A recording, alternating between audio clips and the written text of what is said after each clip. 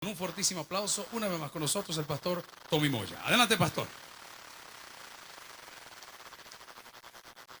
Gloria al Señor. Bendecidos y bendecidas sean todos y todas. Felices de estar aquí ya en nuestra última participación. Hemos tenido un tiempo extraordinario. Gracias a los pastores, al equipo ministerial, a los hermanos y hermanas que con tanto cariño, afecto y amor nos han recibido en estos 3 días. Nos llevamos esta congregación en el corazón. Amén. Busque su Biblia en 2 de Corintios capítulo 10. No vamos a darle lectura a ningún verso ahora, quiero que usted la marque porque a través del mensaje vamos a ir sobre los textos para usar el tiempo al máximo y poder así aprovechar todo el espacio que tenemos disponible. 2 de Corintios capítulo 10 y vamos a estudiar todo el capítulo del verso 1 hasta el verso 18. Una vez lo tenga, entienda que la palabra de Dios está bendecida. Nuestro espíritu está presto y está listo. Los que han nacido de nuevo reciben la palabra de Dios en su espíritu. Amén. Tu mente no la entenderá del todo, pero tu espíritu se alimenta de lo que procede de la boca de Dios. No solo de pan vivirá el hombre, sino de cada palabra que procede de la boca de Dios. Y lo que procedió de la boca de Dios no son historias y filosofía, sino que eran palabras que contenían vida y espíritu.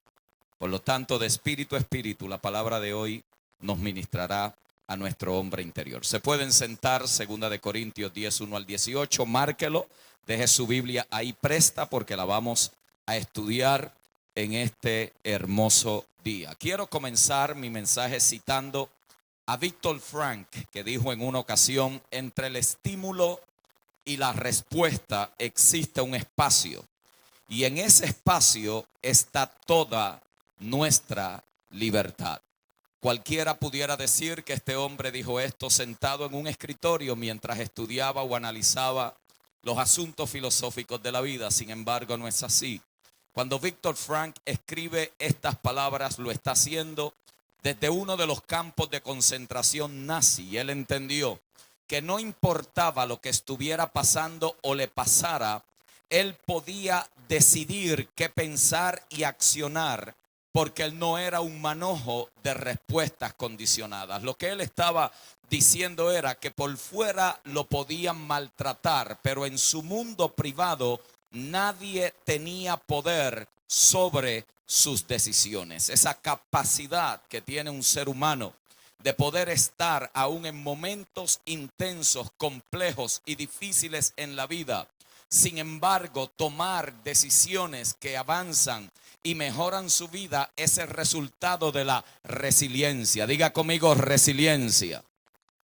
La resiliencia es la capacidad que posee una persona para sobreponerse a la adversidad y a periodos de dolor emocional y situaciones adversas, de donde aún puede salir más fortalecidos. Hoy nosotros nos encontramos en la tercera semana del año 2015. El año 2014 ya pasó.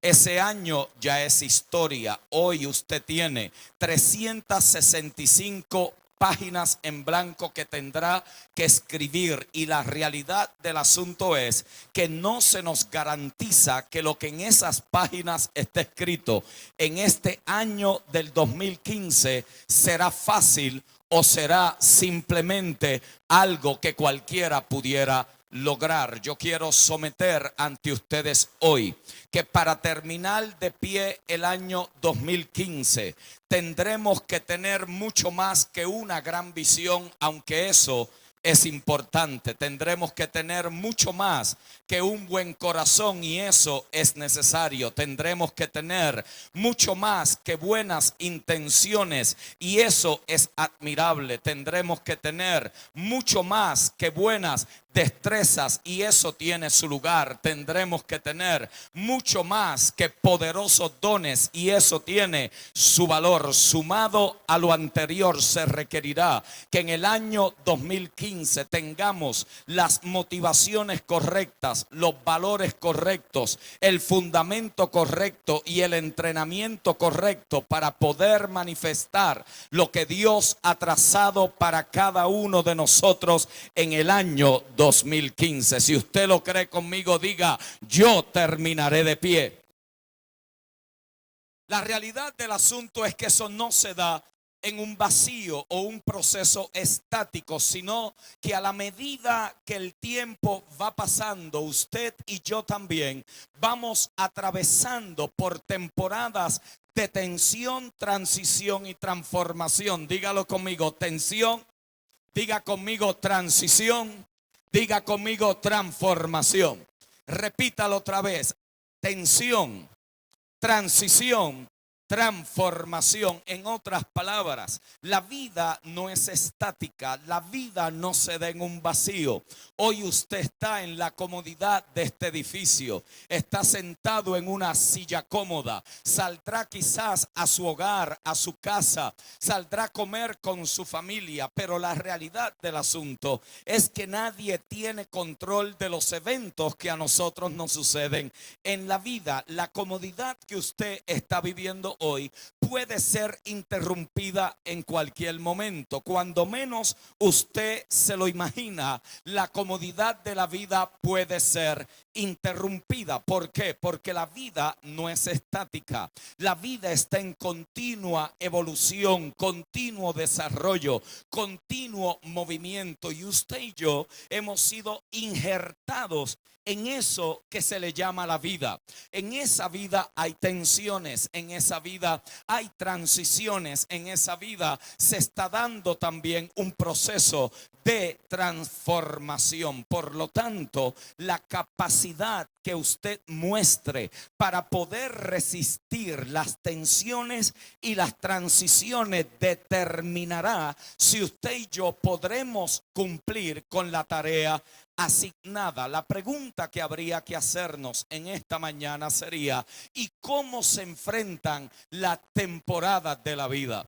¿Cómo uno puede enfrentar esos momentos de tensión, esos momentos de transición, cuando el juego cambia, cuando las cosas no son iguales, cuando el esposo se fue de la casa, cuando los hijos se apartaron de la congregación, cuando la enfermedad tocó tu cuerpo, cuando el negocio no está produciendo las ganancias que requiere, cuando tu vida ha sido afectada emocionalmente? ¿Cómo puede uno enfrentar la realidad de la vida en este año 2015? Yo quiero someter ante ustedes en este día que vamos a necesitar un carácter perfeccionado por Dios, probado y aprobado. Se requerirá tener claridad en el llamado que Dios nos ha hecho. Se requerirá diligencia en el don que se nos ha confiado. Se requerirá un desarrollo profundo de conocimiento. Se requerirá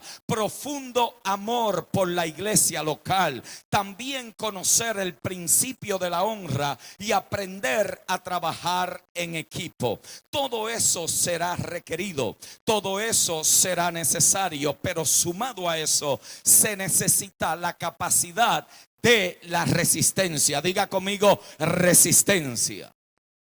Resistencia es la capacidad de no rendirse, de no retroceder.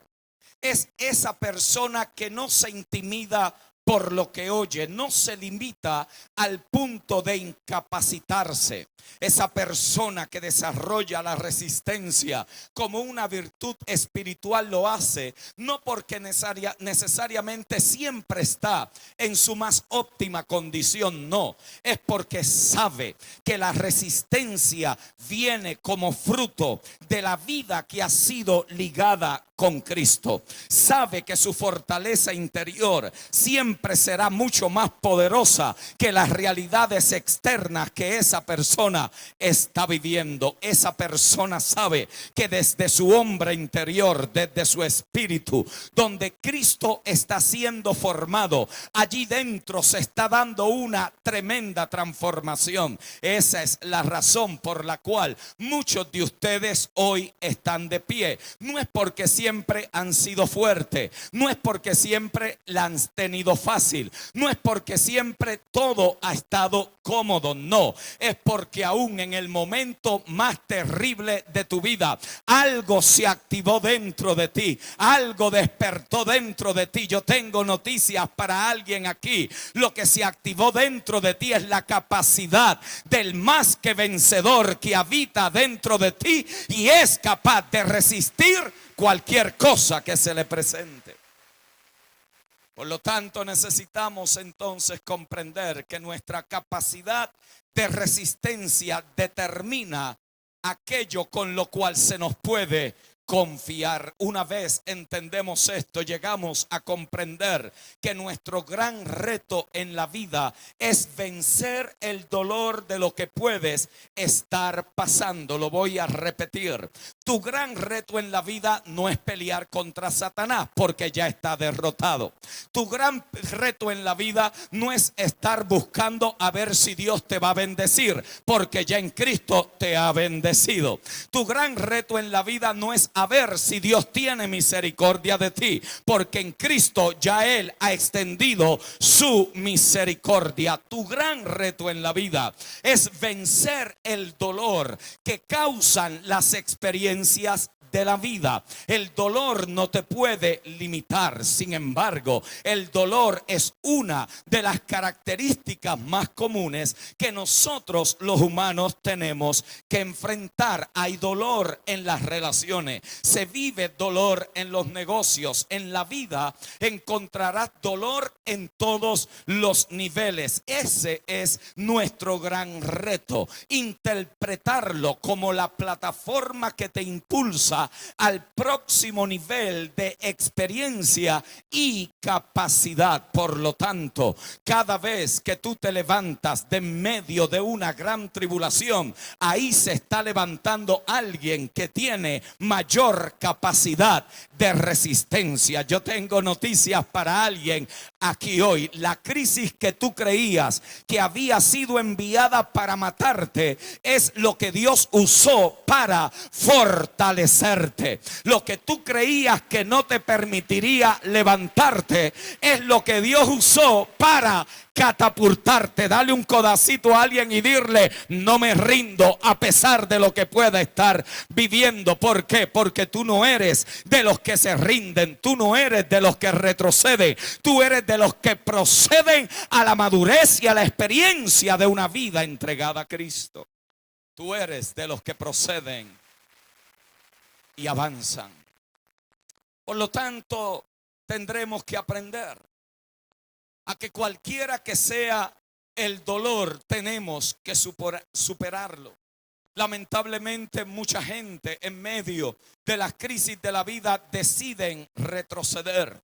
Otros deciden mantenerse en la zona de comodidad para no volver a ser lastimados, pero otros avanzan, otros conquistan, otros se atreven a decir: esta mala experiencia a mí no me va a detener, porque una mala experiencia no es la conclusión de mi vida. Una mala experiencia es precisamente eso, una mala experiencia en todo un capítulo que se está escribiendo. Pero yo no soy compuesto por un solo capítulo, yo tengo la narrativa de todo un libro. Alguien aquí debería de decirle amén a eso, porque te aseguro que aquí hay más de uno que ha tenido una mala experiencia, pero estás todavía de pie, todavía estás caminando, todavía estás golpeando, todavía estás avanzando. ¿Por qué? Porque venciste el dolor de la experiencia que pudo haberte eliminado.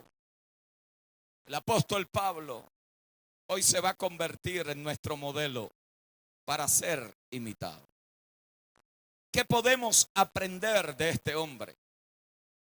que a pesar de todo lo que vivió, a pesar de cada tensión, tribulación y transición que vivió en su vida y ministerio, lo encontramos en la Escritura en un continuo avance del cumplimiento del eterno propósito. Por favor, noten como dice la Escritura, haciendo un breve relato de las experiencias de Pablo. Segunda de Corintios capítulo 11, verso 22 al 29, dice de esta manera: son hebreos, yo también; son israelitas, yo también; son descendientes de Abraham, también yo; son ministros de Cristo, como si estuviera loco hablo, yo también; en trabajos más abundantes, en azotes sin número, en cárceles más, en peligros de muerte muchas veces de los judíos. 5 veces he recibido 40 azotes menos 1. 3 veces he sido azotado con varas.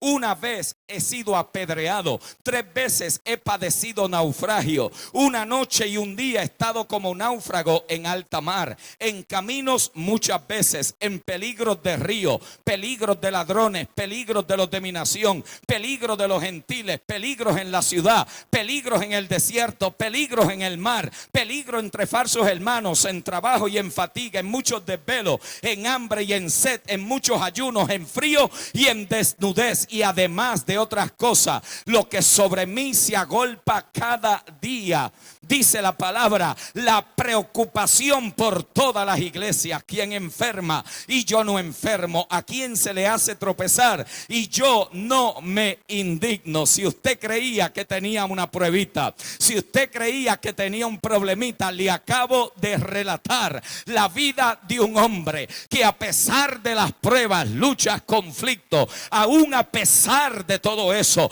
glorificó a Cristo cada momento de su vida. Edificó la iglesia por la cual Cristo lo había salvado. A través de todo esto le testificaba a los que lo custodiaban, escribía cartas de la prisión para fortalecer las iglesias, y aún también tuvo tiempo para discipular la próxima generación que le daría sucesión a lo que él había comenzado. ¿Qué sabía Pablo? Que usted y yo en El Salvador y en cada rincón del planeta necesitamos conocer. Bueno, él nos da la clave y tiene el código para nosotros tener resistencia. A Timoteo en la segunda epístola, capítulo 2, verso 1 al 3, le dice: tú pues, hijo mío, esfuérzate en la gracia. Dile al que está a tu lado: esfuérzate en la gracia. Pero díselo como que ya desayunaste. Dile: esfuérzate en la gracia. Díselo, díselo: esfuérzate en la gracia. Díselo otra vez al que está detrás de ti: esfuérzate en la gracia. Habrá momentos que la carne se querrá rendir, pero tú te vas a esforzar en la gracia. Habrá momentos que te tirarán con todo, te empujarán para que te caiga, pero tú te vas a esforzar en la gracia. Habrá momentos donde el esposo te diga: me voy y esto se acabó. Tú no te vas a volver loca, tú te vas a esforzar en la gracia. Habrá momentos donde no habrá para pagar el alquiler a fin de mes, pero tú te vas a esforzar en la gracia. Habrá momentos donde querrás soltar la toalla, salirte de la pelea, pero tú te vas a esforzar en la gracia. Habrá momentos donde tengas malas experiencias y otros te van a decir: si yo fuera tú, yo haría esto, esto y aquello, pero tú le vas a decir: yo no soy tú, por lo tanto yo me voy a esforzar en la gracia. Dile al que está a tu lado: me voy a esforzar en la gracia. Tú pues, hijo mío, esfuérzate en la gracia. Nosotros leemos esos textos y podemos pensar que están ahí para que nosotros los recitemos. Y que mucho texto nosotros recitamos que no hemos vivido. No sé si usted ha tenido esa experiencia, que usted le recomendó un texto bíblico a otra persona cuando estaba en una crisis, pero cuando usted estaba en la tuya parece que el texto no le trabajó. Algunos se han identificado con eso. Sí, porque hay creyentes en El Salvador, no, pero en algunos lugares donde yo he estado, que ellos piensan que la Biblia es un libro de fórmulas, que usted hace 1, 2 y 3 y su problema se les resolvió.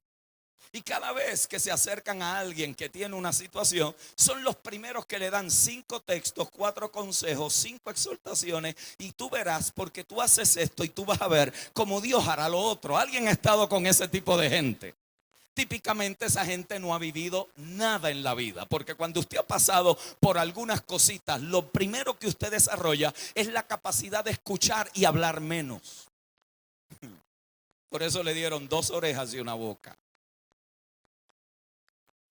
A veces pensamos que recitando textos son como algún tipo de varita mágica, y usted los cita y las cosas suceden. Sin embargo, los textos bíblicos no son una varita mágica que nos sacan de cada problema, sino la intención del texto es podernos revelar a nosotros lo que Dios hace a pesar de lo que en el momento usted y yo podamos estar viviendo. Cuando Pablo le escribe a Timoteo, le está escribiendo, y lo que le está diciendo se lo está diciendo en la segunda epístola. Diga conmigo, segunda epístola. Si hay una segunda epístola, tiene que haber una ¿qué? Primera epístola, correcto. Por lo tanto, para poder entender la segunda epístola, hay que poder primero comprender la primera epístola.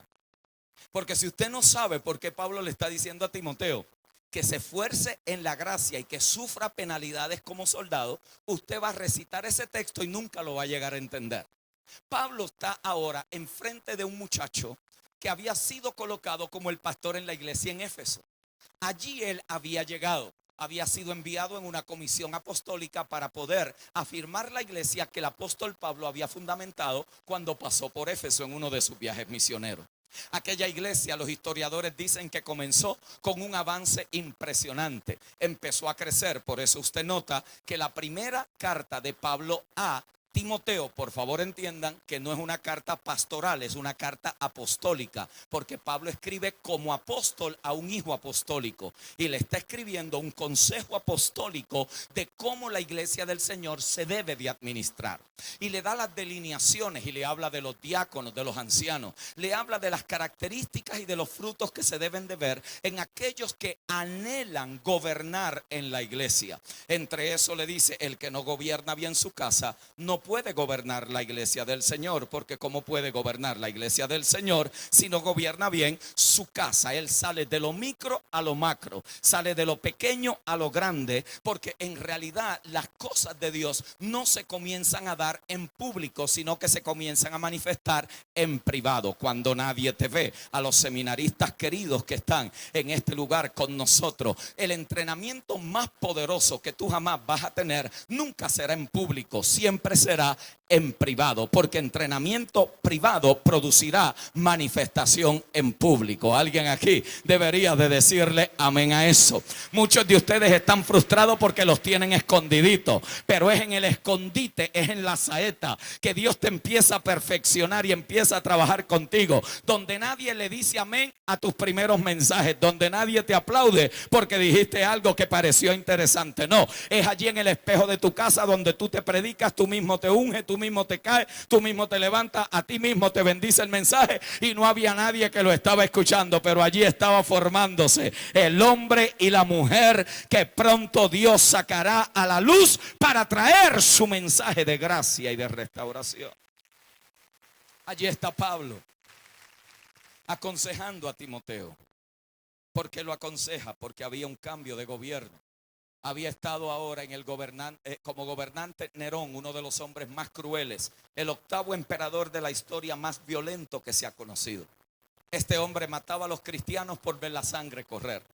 Por lo tanto, Timoteo, que está en Éfeso y ahora llega este emperador, está dándole muerte a los cristianos. Lea la primera carta y usted notará que Pablo habla de los que naufragaron en la fe. Pablo habla de los que abandonaron la iglesia. Pablo le dice a Timoteo, Timoteo, esta gente ahora que estuvo contigo una vez han regresado por temor a la vida, a la muerte, mejor dicho. Allí entonces Pablo lo tiene que animar, le da 14 consejos apostólicos de qué hacer cuando las realidades de tu vida cambian. Entre ellos, no te dejes gobernar por las pasiones juveniles. Dios no te ha dado espíritu de temor, sino de amor, de poder y de dominio propio. Timoteo, sufre penalidades como un buen soldado. Timoteo, mira que yo mismo en mis cárceles estoy cumpliendo el propósito de Dios. ¿Cuál era la idea? Motivarlo. Y en este texto él lo está motivando y le dice: hijo mío, esfuérzate en la gracia. Lo que él le está diciendo es: la gracia no solamente te salva,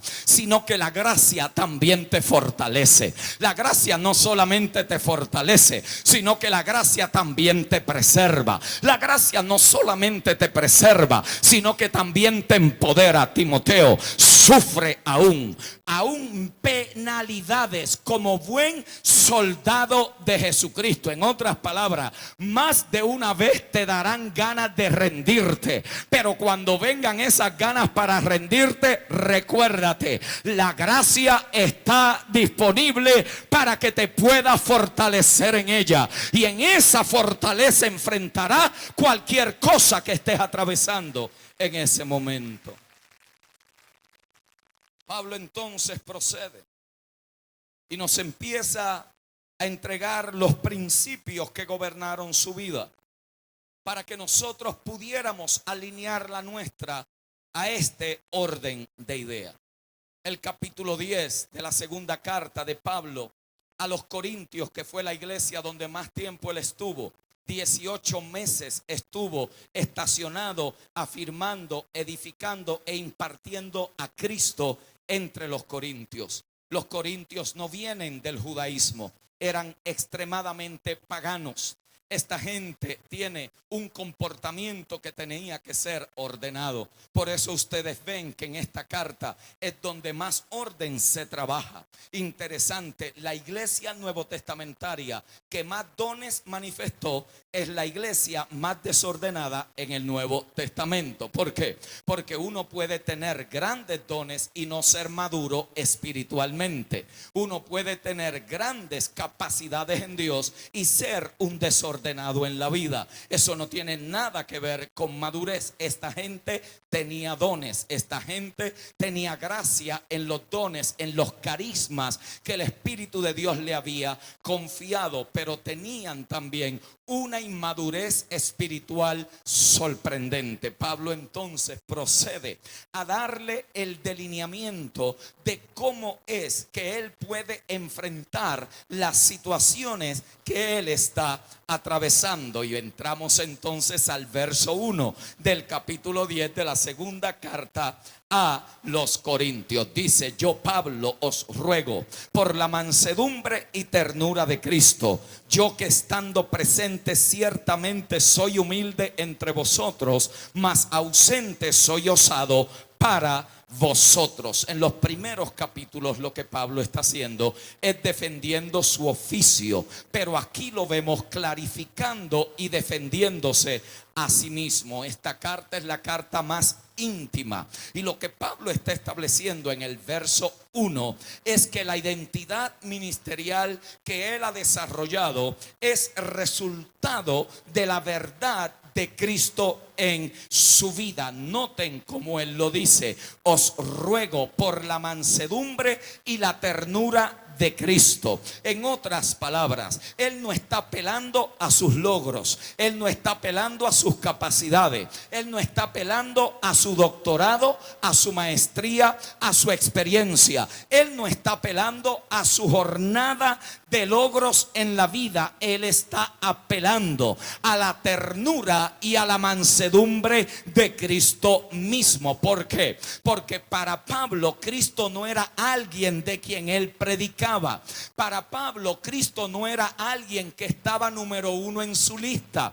Para Pablo, Cristo no era alguien que él venía a adorar una vez en semana. Esas son experiencias nuestras post reforma. Pero para Pablo, Cristo, ¿quién era? Él era en quien él se movía, en quien él era y en quien él existía. En otras palabras, para Pablo, Cristo era el todo de su vida. Él no era el que le resolvía los problemitas, él era la razón de su propia existencia. Para Pablo, Cristo no era el que él venía una vez en semana para calmar su conciencia religiosa. No, para Pablo, Cristo gobernaba el levantarse y el acostarse. Por eso era que podía decir: para mí el vivir es Cristo y el morir es ganancia. Alguien aquí debería de decirle amén a eso, porque si Cristo es el todo de tu vida, Él tiene gobierno y control sobre cada faceta de nuestra vida.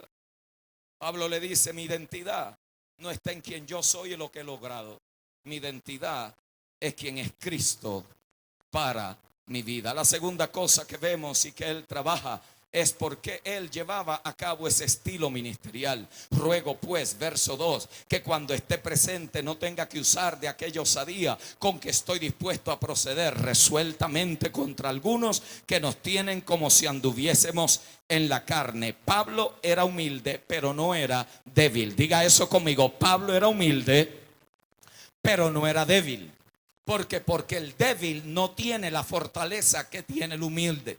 El humilde no es aquella persona que no tiene nada, sino aquella persona que sabe que todo lo que tiene se le fue dado por gracia. Alguien hubiera dicho amén a eso. Porque sea poco o sea mucho, todo viene de la mano de nuestro Dios. Sea alto o sea bajo, tenga o no tenga, óigame bien. Cuando usted entiende que la humildad no tiene nada que ver con nuestra condición económica, sino con la naturaleza que nos gobierna. Usted tiene la naturaleza de Cristo. Por eso él apela a la ternura y a la mansedumbre. Por eso él apela al que vive y gobierna su vida desde adentro. Pablo le está diciendo a esta gente: ellos creen que porque yo no voy a ellos y establezco la autoridad con la cual ellos piensan que yo voy a operar, parece que están pensando que soy débil. Pero quiero apelar a algo mayor. Yo no estoy usando de mi autoridad como ellos usan la de ellos, porque la autoridad que a mí me dieron no es para destrucción, sino para edificación. En otras palabras, el creyente que ha sido procesado por Dios, el líder que ha sido procesado por Dios, no usa su autoridad como un elemento impositivo, sino como un organismo, como una virtud para inspirar a los demás. Utiliza su autoridad no para castrar a otros, sino para levantar a otros. Él utiliza su autoridad no para subestimar y menospreciar a otras personas, sino para amar, sanar, cuidar, bendecir, proteger y bendecir a aquellos que están a su cuidado. Pablo le dice: esta gente piensa que yo voy a actuar como ellos. Tercero, Pablo identifica con qué es que él pelea, o mejor dicho, las armas de la milicia. Porque aunque andamos en la carne, no militamos según la carne. Porque las armas de nuestra milicia no son carnales, sino poderosas en Dios para la destrucción de fortalezas, derribando argumentos y toda altivez que se levanta contra el conocimiento de Dios, y llevando cautivo todo pensamiento a la obediencia a Cristo, y estando prontos para castigar toda desobediencia cuando vuestra obediencia sea perfecta. Pablo enfáticamente está negando que las armas de su milicia son en alguna manera carnales o de naturaleza humana. Su poder no estaba en la elocuencia de su oratoria. Su poder no estaba en la sagacidad de su comunicación. Su poder no estaba en toda la filosofía que él pudiera armar y comunicar. No, su poder dependía del Espíritu Santo. Por eso él le dice: yo no fui a ustedes con palabras de humana sabiduría, sino que llegué a ustedes con poder del Espíritu Santo. Alguien aquí debe de saber que habrá gente que será más elocuente que tú, que habrá gente que tendrá mucho más recursos que tú, pero cuando Dios te envía a un lugar, tú no vas en la capacidad de tu elocuencia, tú vas en el poder del Espíritu que te envía. Tú no llegas allí para impresionar en la carne, tú llegas allí para ejercer la tarea que se te ha asignado. Y cuando Dios te envía a un lugar, no hay diablo en ese lugar que resista a un enviado de Dios. Ahora le voy a dar una clave. Le voy a dar una clave que está en el texto. Porque tenemos que entender el contexto del contenido.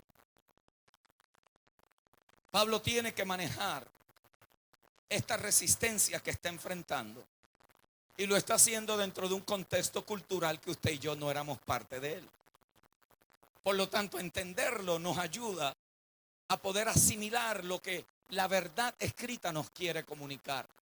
Los corintios eran amadores del conocimiento. Eran amadores de la filosofía griega.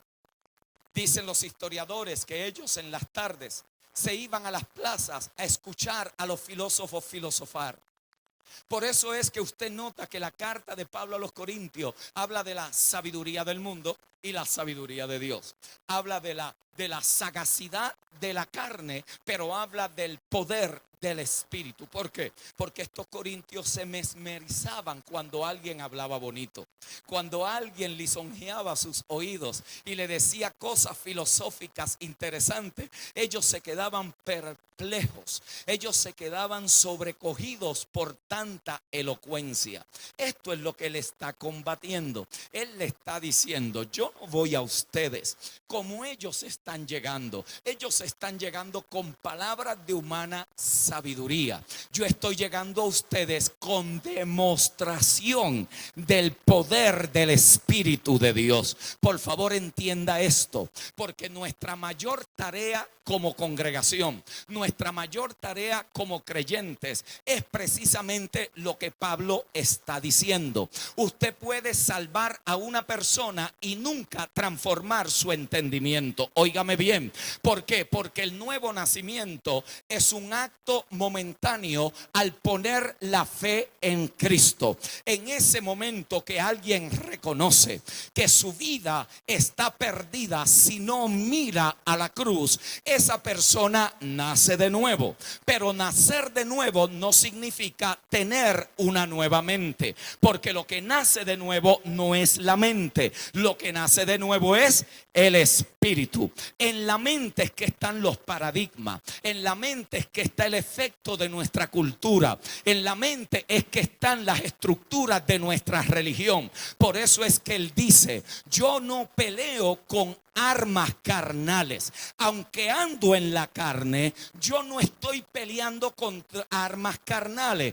Dice ahí que él está derribando fortaleza. ¿Y qué es una fortaleza? Algo que impide que algo pueda penetrar, ¿correcto? Usted pone una fortaleza para proteger que algo pueda entrar y controlar o gobernar adentro. Bueno, cuando usted viene a Cristo, usted viene con muchas fortalezas en su mente. Usted viene con paradigmas del mundo. Usted viene con todo un sistema que la Biblia le llama el sistema o el mundo de la iniquidad.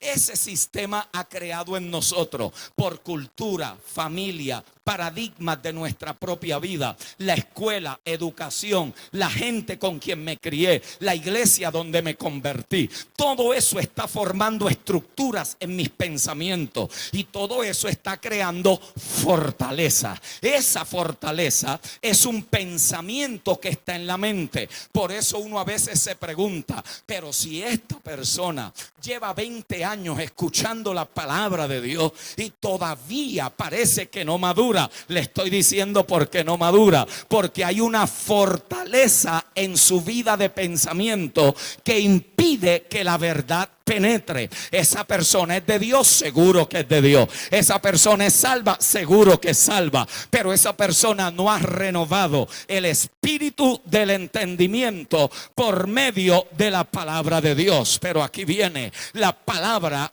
de vida. Aquí llega la palabra de verdad. Y Pablo dice, esa palabra, yo no voy a pelear con ustedes en la carne, sino que yo voy a derribar todo pensamiento que se levanta contra la obediencia a Cristo. ¿Y cómo es que se derriba un pensamiento con otro pensamiento? Porque los pensamientos de Dios son más poderosos que los pensamientos de la religión, que los pensamientos de la cultura de mi país, que los pensamientos de la gente con quien yo me crié. La cultura de tu país te puede decir no puede, pero en el reino se te dice más que vencedor. La religión te puede decir Dios no te ama si no haces esto, y tú puedes decirle y mirarle a la cara y decir imposible, porque yo soy amado por Él, porque estoy en el amado. Y si estoy en el amado, yo soy amado por mi Padre Celestial. La cultura te puede decir tú no vas a llegar a nada,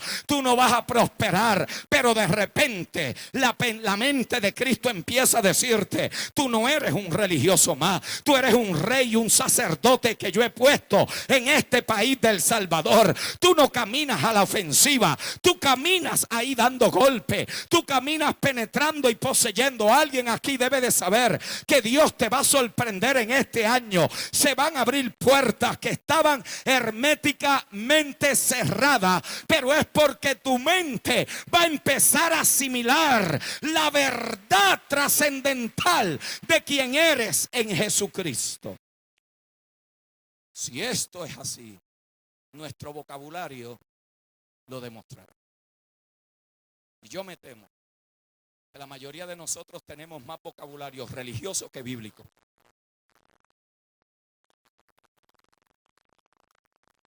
Repetimos cosas que no nos hemos puesto a pensar. Decimos cosas que no están en acuerdo con Dios.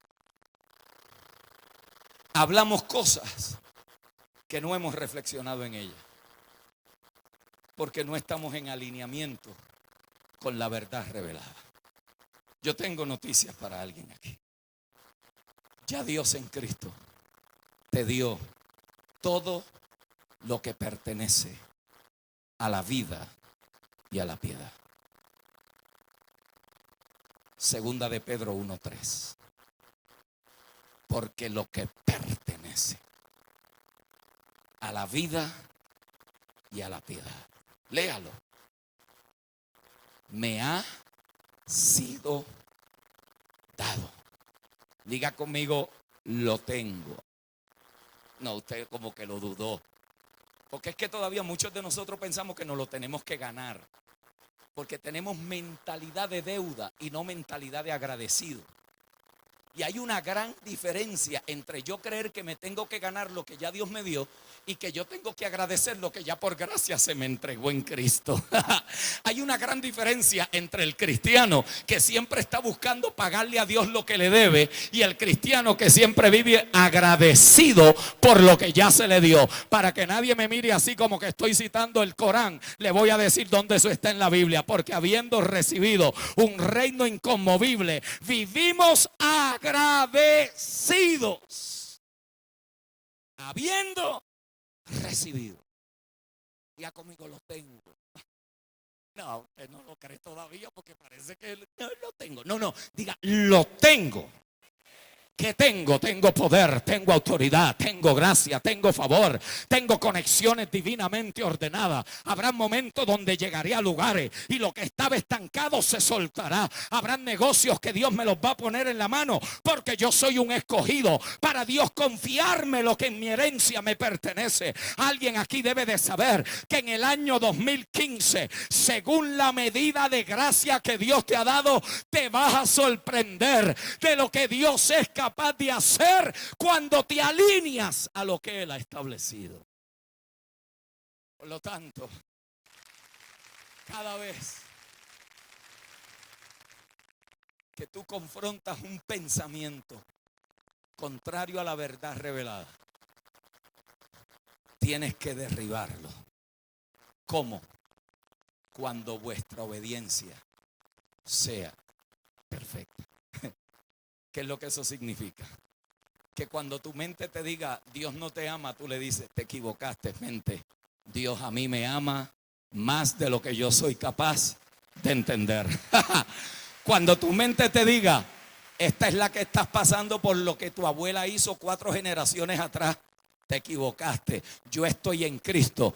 Él llevó la maldición para que yo sea bendecido. Alguien aquí debería de decirle amén a eso. Cuando alguien te diga ven a la iglesia para que Dios te bendiga, tú le dices te agradezco el consejo, pero yo no voy a la iglesia para que Dios me bendiga. Yo voy a la iglesia porque Él me ha bendecido con toda bendición espiritual en Cristo el Señor. Alguien aquí debería de decir Padre, gracias porque tengo todo lo que voy a necesitar, tengo todo lo que jamás podré necesitar para cumplir mi tarea en el planeta. Una vez comienzas a moverte ahí, descubres, y aquí cierro, estoy en la introducción. Ustedes me han retado esta semana.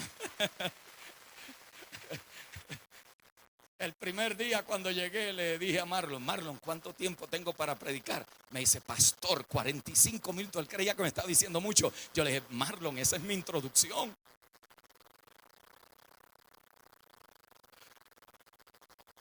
Y le digo, ustedes me llevaron el pensamiento,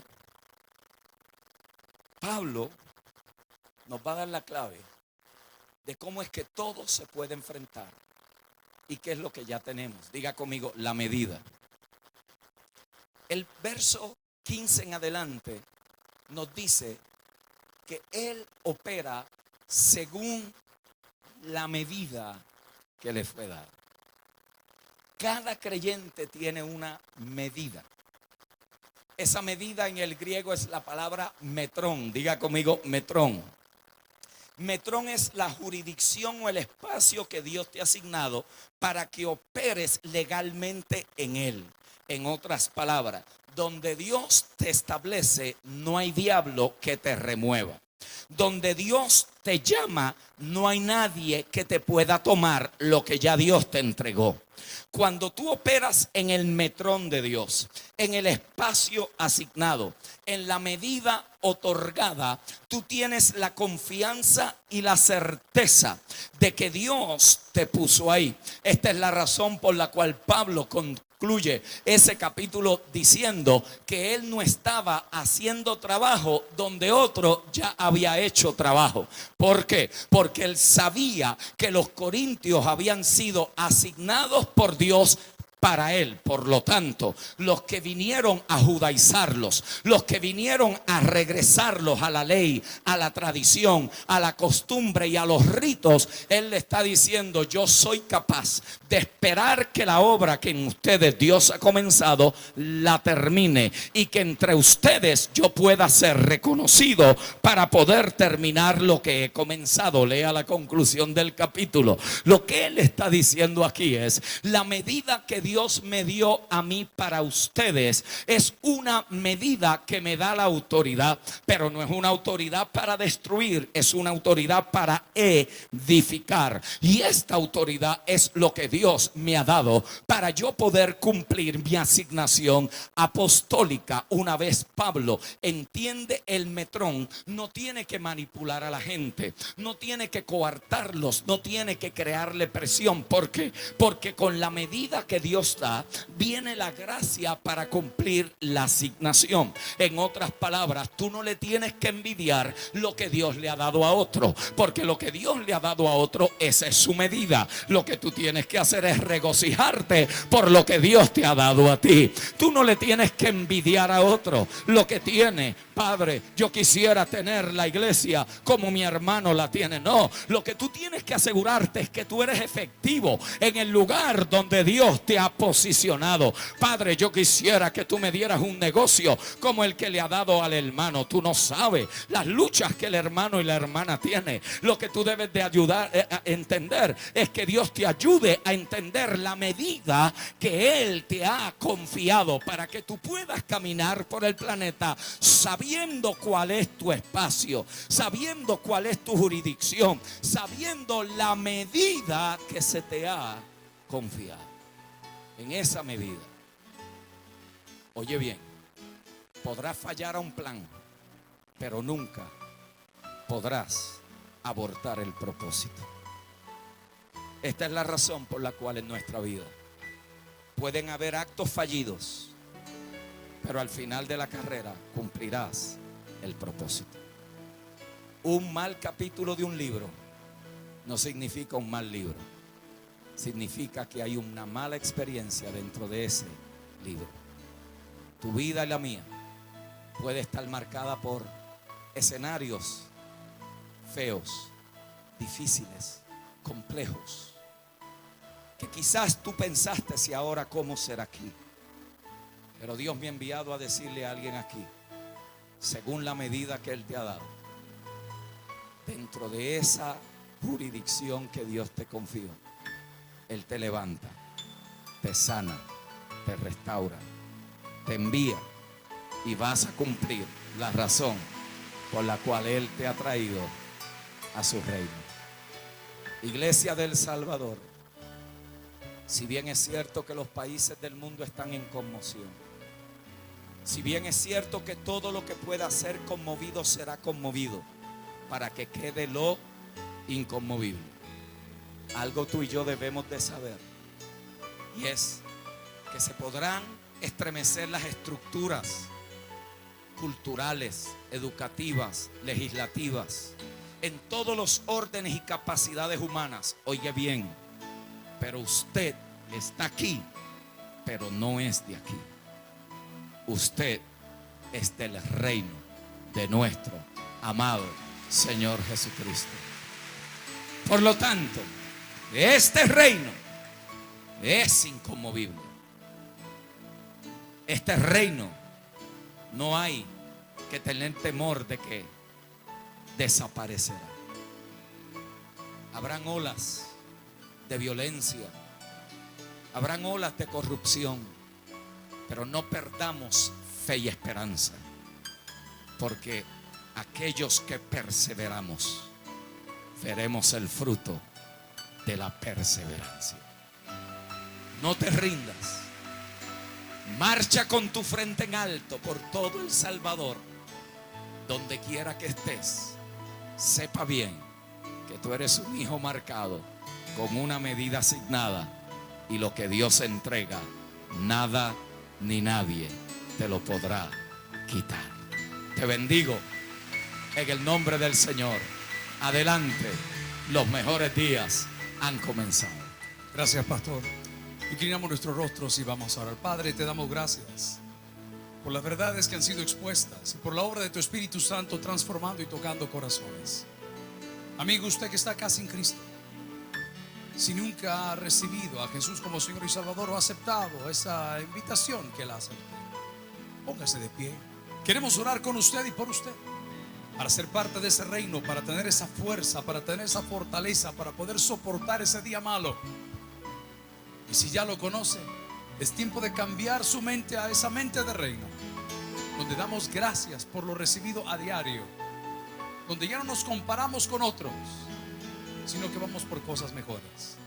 Hay consejeros caminando los pasillos no para incomodarle, sino para acompañarle en su decisión, en su determinación de venir al conocimiento de la verdad a través de Cristo.